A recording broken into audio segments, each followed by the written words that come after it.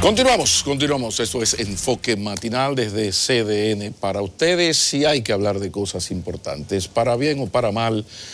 Lo de nosotros los dominicanos es la política y la pelota y entrando lentamente el fútbol. Ahora no vamos a hablar del béisbol, falta mucho para octubre, pero vamos a hablar de política y sobre todo de lo que es la ideología política, la práctica política en la República Dominicana que nos ha llevado a donde estamos. Este país tan especial, como decía el doctor en filosofía Cuquín Victoria. Qué bueno que nos visita un abogado especialista en resolución de conflictos con una gran experiencia y, como yo decía, un gran conocimiento de lo que es el pensamiento social y político de la República Dominicana. El doctor Nelson Espinal Báez está por aquí. Bienvenido, Gracias, mi señor. Un placer.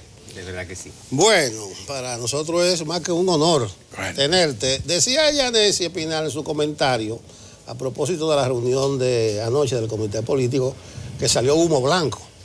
Pero eso no quiere decir que habemos candidatos. Eso quedó pendiente.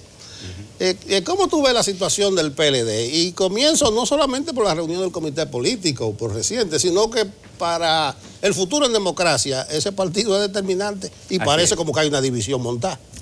Mira, antes de iniciar el intento de respuesta a tu pregunta, yo quiero decir que hay en este momento tres grandes instituciones en conflicto. Las Águilas Cibaeñas, los Tigres del Licey y el PLD. Está muy buena, eso sí. O sea, la metáfora del conflicto en República Dominicana implica una serie de visiones de cómo nosotros manejamos nuestras diferencias. Una es a través de la imposición, yo gano, tú pierdes, yo me impongo. Otra es con formalismos legales, donde todo se recurre a un tribunal. Y la tercera, por la racionalización del conflicto, por la negociación. Y ahí paso a responder la pregunta.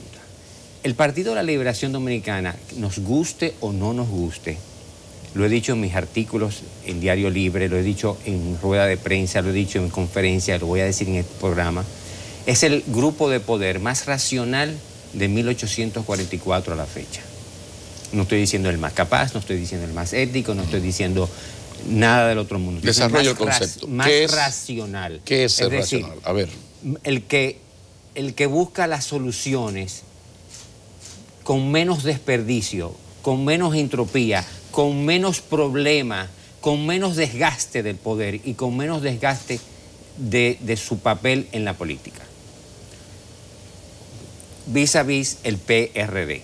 Vamos a analizar. El PRD durante siglos, durante decenas de años, manejaba sus conflictos. Y que conste, mi padre fue senador del PRD y fue procurador general del PRD y yo me di en el PRD. O sea, estoy haciendo un análisis real de la situación. El PRD, por el contrario, manejaba sus conflictos en forma altamente irracional. Había demasiado desperdicio, había demasiado encontronazo, demasiado sillazo, demasiados problemas. Perdía el partido, perdían los candidatos y perdía el país. Es decir, la fórmula con que manejaban sus diferencias promovieron el mismo nacimiento del PLD, promovieron el BIS, promovieron la creación del hoy PRM, es producto de esa división. Es decir, mientras la tradición de los partidos en República Dominicana ha sido la irracionalidad para manejar sus diferencias, hay que reconocer que los PLDistas tienden a manejarse hasta hoy, no sabemos qué va a suceder mañana, hasta hoy han sido altamente racionales en manejar sus diferencias. El elemento diferenciador, ¿por qué ocurre eso con el PRD, que son PRDistas que pasaron a otro partido? Y también ahí mismo te lanzo la otra pregunta, ¿no se estaría llegando ya al final de esa racionalidad con este enfrentamiento tan terrible, tanta maíz del play, como dice uno popularmente? La respuesta sería la siguiente. Bueno, es posible esa situación donde llega a su término la capacidad racional de manejar su diferencia. Porque por primera vez en su historia hay un expresidente y un presidente en funciones, un presidente viviendo su presidencia, el poder omnímodo que significa en Dominicana ser presidente, enfrentado. O sea, es una prueba de fuego que tienen. Pero para responder la primera parte de tu pregunta, es porque el PLD es la negación del PRD. Desde su concepción en el 1973, los PLDistas se asumieron ontológicamente como la negación de todo lo que fuera el PRD. De hecho, la famosa frase de Euclides Gutiérrez Félix, que dice que en el país no caben dos PRD y que el grave peligro de ello es convertirse en otro PRD. PRD, como ya hoy como metáfora, ¿no? Porque no es el partido vibrante que durante muchos años fue. Pero ese es el punto. Ellos se concibieron, Pablo, y a los televidentes, como la negación del PRD. De modo que vamos a hacer, dirán ellos, vamos a hacer todo lo contrario a lo que hacía el PRD para manejar nuestras diferencias. Sin embargo, eso lleva la conversación a un punto peligroso. El éxito electoral, los éxitos electorales del PLD tienen que ver con el abandono de Bosch, su ética, su práctica política y el tomar la práctica política de Joaquín Balaguer. Por consiguiente, el PLD de hoy tiene que ver poquito, casi nada con los métodos de trabajo de aquel partido, con la ética radical, psicorrígida incluso a veces del profesor Bosch, sino que está más cerca de ese pragmatismo de puta madre del doctor Balaguer. Esto puede ser un elemento que lleve al PLD a que ahora sí es verdad que... Por favor. Mira, el pragmatismo es la forma... A ver, el pragmatismo versus el dogmatismo. El pragmatismo es más fácil manejar la diferencia que con dogmatismo. O sea, no necesariamente esa ecuación los lleve a la irracionalidad.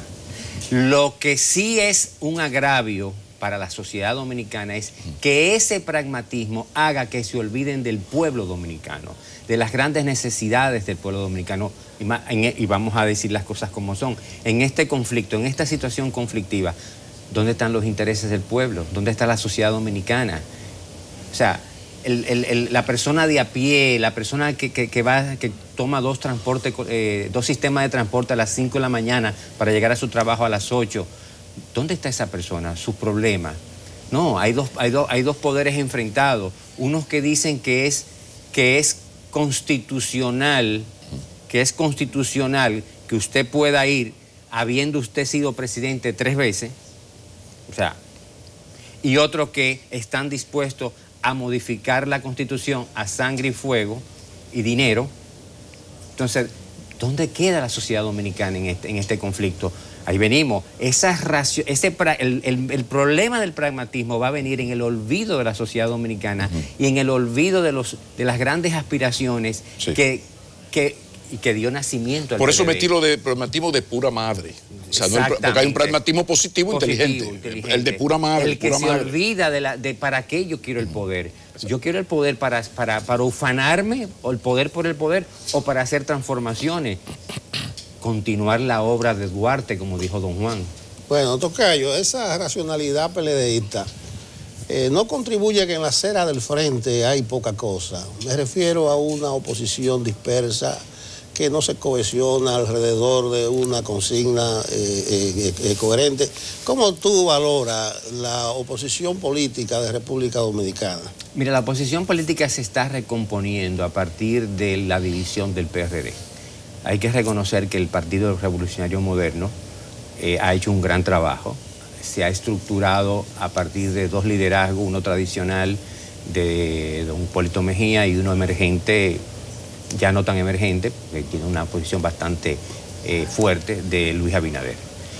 Hay otros liderazgos naciendo, Faride, el senador de Puerto Plata, el amigo Paliza, la misma Carolina, ¿no? Carolina. O sea, desde mi punto de vista, el PRM está construyendo un proyecto político importante. Pero fuera del PRM, lo que se llama alternativo, como Guillermo Moreno, etcétera. No, mira, lamentablemente fuera del PRM no veo la posibilidad real de construcción de poder todavía, de proyecto de poder articulable. Lo vimos con el proceso de Marcha Verde, por ejemplo. Marcha Verde fue un proceso ciudadano, inicialmente ciudadano. No fue un proyecto, no nació como un proceso antigobierno. nació como una necesidad ciudadana de transparencia, de cero corrupción, de no impunidad, de que ricos, pobres, clase media, clase alta, clase baja, marcháramos por una sociedad más transparente, un Estado de Derecho y un sistema judicial que realmente administre justicia. Pero ¿qué sucede? Ese mismo sectarismo de esos grupos fue llevando el proceso, ese y otros más, a la típica construcción, a la típica no construcción de poder y articulación de poder, sino a la queja. Yo siempre he dicho que esos grupos de izquierda en Dominicana no se ven sin su sufrimiento. Para ellos la política es el martirologio, para ellos la política es la pena, es el dolor. No pueden concebir la construcción de un proyecto de nación, de un proyecto de poder, en base a la fe, a la alegría, a la solidaridad con el pobre, por supuesto, pero al verlo desde esa visión ontológica negativa, triste, martirológica, que no son nada sin su sacrificio y sin su sufrimiento, destruyen proyectos de poder. Eso es lo que explica que vivan tan atrapados en el pasado. Atrapados en el pasado, o sea, en la culpa, en el miedo, en el otro es el responsable de todos los males. Siempre hay un otro responsable. Entonces la política y el liderazgo político necesita responsabilidad como co-construcción de una realidad. Ahora, la sociedad dominicana, la sociedad política en especial. Pablo, tengo entendido, Nelson, que tú vienes de las izquierdas. O sea, pero es buena persona, ¿eh? No, al contrario. Buen al amigo, contrario, esa es la virtud, que puedas comprender lo que estoy diciendo, porque no necesariamente es la ideología de la izquierda, es la ontología con que se monta, la ontología, la manera de ser con que se monta esa ideología. Y es destructivo, no atrae, no tiene sex appeal.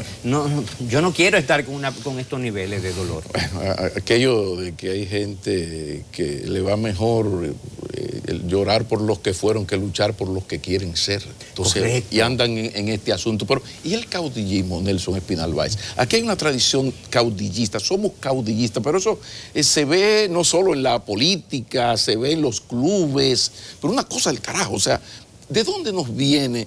Y bueno, tenemos una historia de caudillismo, pero en América Latina eso es muy común. Los franceses tuvieron a su Napoleón y sigo y no termino, pero ¿por qué todos estos países dan el salto y hay una mejoría? Y de repente aquí yo decía que estamos con Leonel 96, ahora subió Danilo, y es muy posible, pero muy posible, que el candidato del PLD en el 24 o el 28 sea uno de ellos dos. Eso es triste. Porque tienen arrastre, no porque son de San Juan y de Villajuana. ¿Por qué aquí no avanzamos en esto? Bueno, ¿por qué? Bueno, vamos un poquito brevemente. No, por favor. Yo siempre he dicho, señores, que el gran mal de la República Dominicana es que nunca existió el presidente Juan Pablo Duarte, mientras en los Estados Unidos sí existió el presidente George Washington.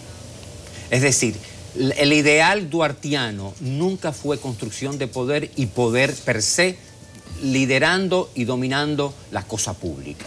El ideal duartiano siempre fue hacia afuera, excluido, con vínculos con las mejores ideales del mundo, pero no fue poder. Entonces, la construcción de poder en República Dominicana no se realiza a partir de los ideales duartianos, se realiza a partir de los ideales santanistas, baecistas. Y se quedó como utopía. Se quedó como utopía. La utopía es lo que pudimos esto es imposible. ser. Esto es un utópico. Demasiado buena gente, un tipo que no mata a nadie. Mientras Washington, en Estados Unidos, que fue otro duartiano en el sentido ideológico del término, sí fue poder. Y no solamente fue poder, sino que después de 8 años de poder, cuando quisieron hacerlo rey, dijo, no, nosotros no luchamos para esto, nosotros luchamos para hacer democracia y a los 8 años yo me voy.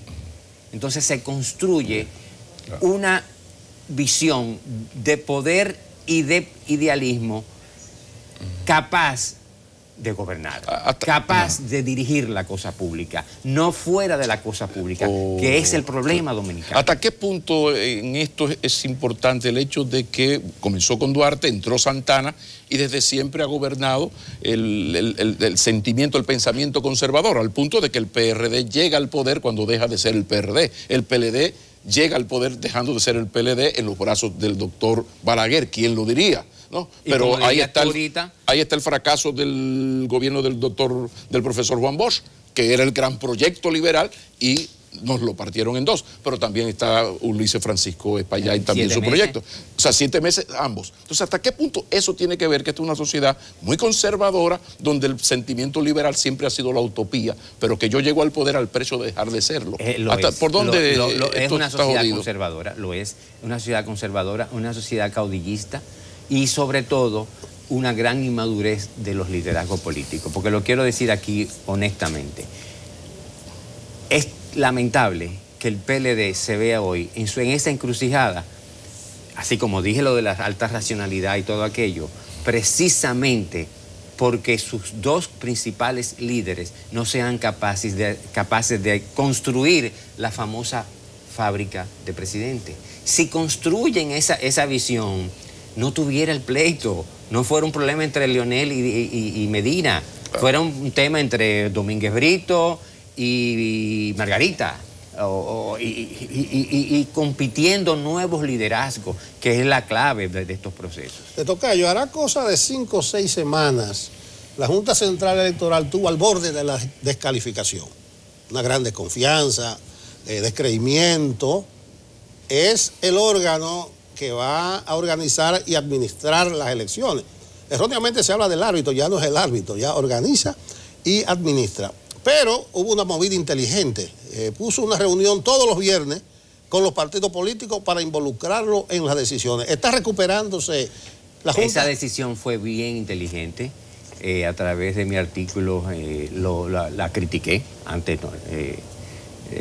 ¿A la Junta? La incoherencia, sí. Okay. Pero fue esa decisión a partir de los encuentros de los viernes, creo que ha ido sobrellevando su conexión con los partidos políticos, su conexión con el proceso político que están administrando.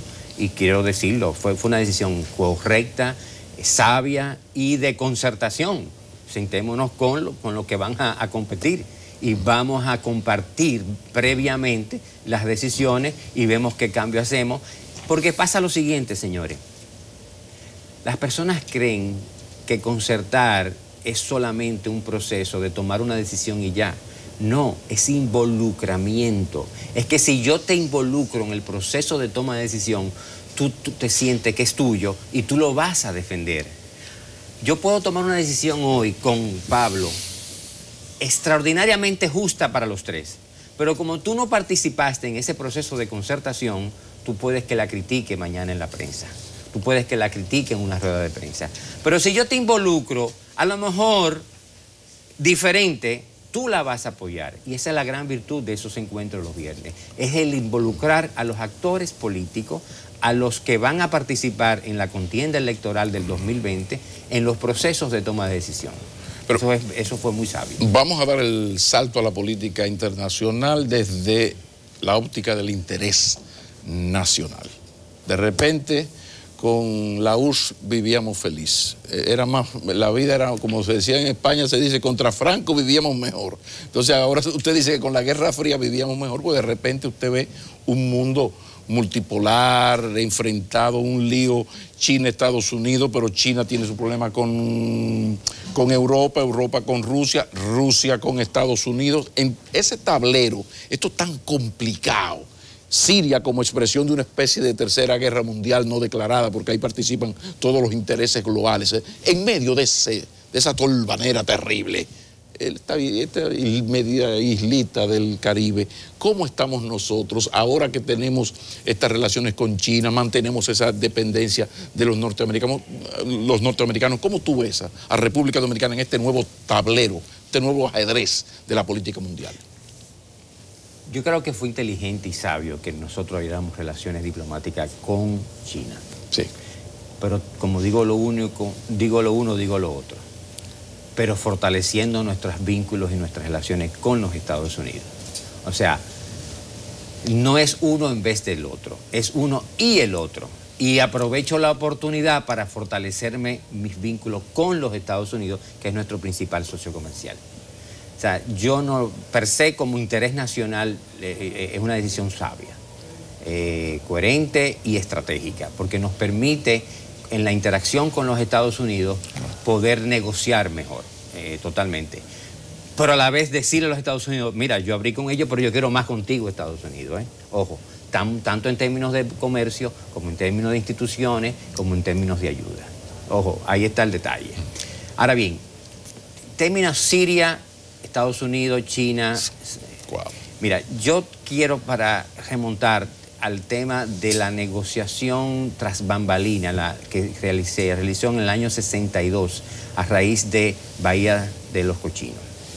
La solución de ese conflicto fue que Estados Unidos retiraba a los 6 meses misiles en Turquía a cambio de que los rusos, la Unión Soviética, no instalara finalmente los misiles en Cuba. Para mí, ese modelo de negociación es el que puede darse entre el eje Estados Unidos, Siria, Venezuela, respecto a China y respecto a Rusia. Que se dio con Ucrania.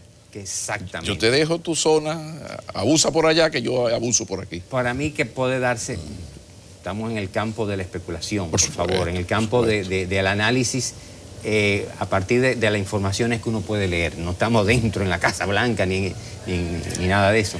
Pero a partir de esa negociación que te mencioné del 62, de la crisis de los misiles, el quid pro quo puede darse en el eje Venezuela, Irán, de forma muy eficiente para todos. Tocayo, yo tengo la suerte de tenerlo a usted como amigo. Y cuando hablamos, no aprende mucho, no se fija como los malos estudiantes. Tengo otro gran amigo, capaz, como el que más, Adriano Miguel Tejada. Y a veces discurríamos en la redacción de Diario Libre de la necesidad de incursionar en la política, gente íntegra, capaz, desinteresada. A veces hablábamos, bueno, tendríamos que formar un partidito nosotros, porque por ahí es que se progresa. Tú escribiste A través de la política, creo que fue a principios de mes. Sí. Muy ingenioso artículo, pero yo te pregunto, ¿no está tan desacreditada la política que no vale la pena ni mirar hacia allá? Mira, el artículo tenía 2 títulos. El primer título era A través de la política y el segundo era La importancia de la política. El objetivo ulterior de ese artículo es resaltar la importancia de la política. Yo creo que nosotros los dominicanos y la sociedad occidental en sentido amplio del término, hemos satanizado la política. Se nos olvida que a través de la política que se construye en la historia, la verdadera historia de las naciones, el proceso social, político, económico, los procesos públicos se construyen a través de la política. Y no es sino a través de la política que nosotros podemos hacer grandes transformaciones. Yo creo que y lo hice expresamente, para elevar la conciencia nacional de la importancia de la política. La política es demasiado importante, hay una frase famosa, la política es demasiado importante para dejárselo a los políticos.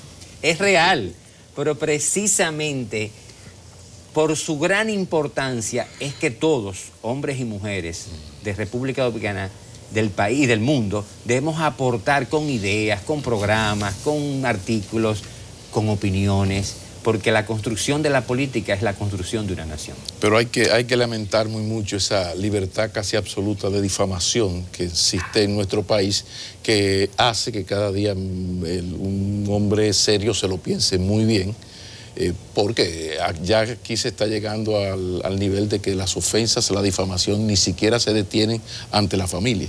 Entonces, todo lo que dices, y yo lo leí en el artículo magistral, pero está el problema de que ya aquí la difamación, absoluta libertad para difamar, pues ya no respeta ni siquiera las familias. Nelson Espinal. Antes te lapidaban y te apedraban, hoy te tuitean. Sí, pero además que antes era a mí. O sea, difícilmente se tocaba a los hijos Sí. O sea, la familia, aquella expresión, con la familia no. Sí. Entonces, por eso aquí está llegando. Cuando a mí alguien por fastidiarme me dice poeta, yo digo, usted diputado al Congreso. Muchísimas gracias. Don Nelson Espinal Báez, ya ustedes saben por qué celebramos tanto esta entrevista, porque es todo un placer periodístico, personal, intelectual, el tener la oportunidad de esta conversación. Muchísimas gracias. Continúa Enfoque Matinal. Continúa.